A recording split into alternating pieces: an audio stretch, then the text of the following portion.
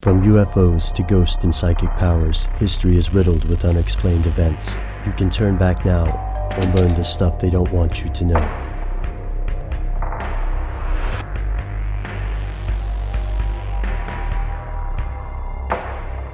Here are the facts.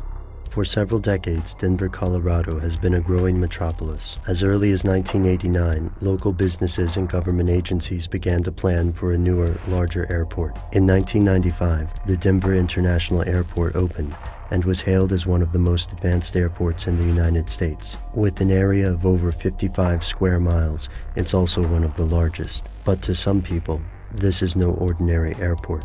Here's where it gets crazy.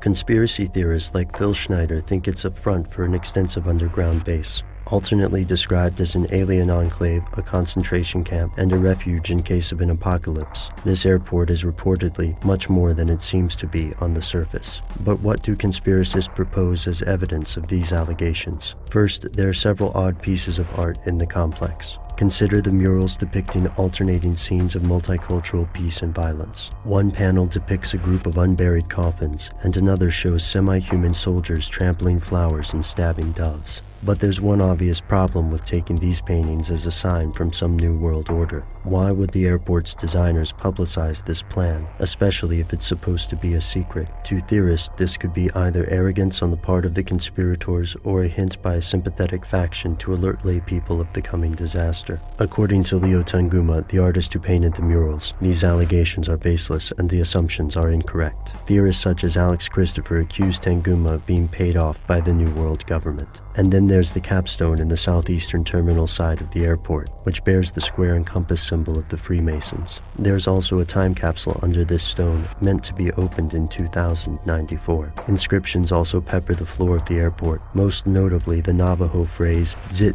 Dit Gai, which means the mountain is white. If that's not enough, consider the 32-foot-tall statue of a blue horse just outside. Even conspiracy theorists don't know what to make of this one. So why did Phil Schneider believe the airport is some sort of base for the New World Order? He claimed that he was involved in the construction of multiple underground bases, and that one of these is below the Denver airport. He also claimed that he survived an alien-human battle and was monitored by invisible government agents. Like many conspiracy theorists, he believed he was in danger and targeted by the powers that be. Was he correct? Phil Schneider's body was found on January 17, 1996. Police ruled it a suicide. Many of his family and friends believe he was murdered. In an open letter, Phil's wife states that his lecture materials were missing. Was Phil Schneider onto something? What exactly is going on at the airport 25 miles northeast of Denver? Could it just be ambiguous art inspiring an army of conspiracy nuts? Could there be something else buried under the Colorado dirt?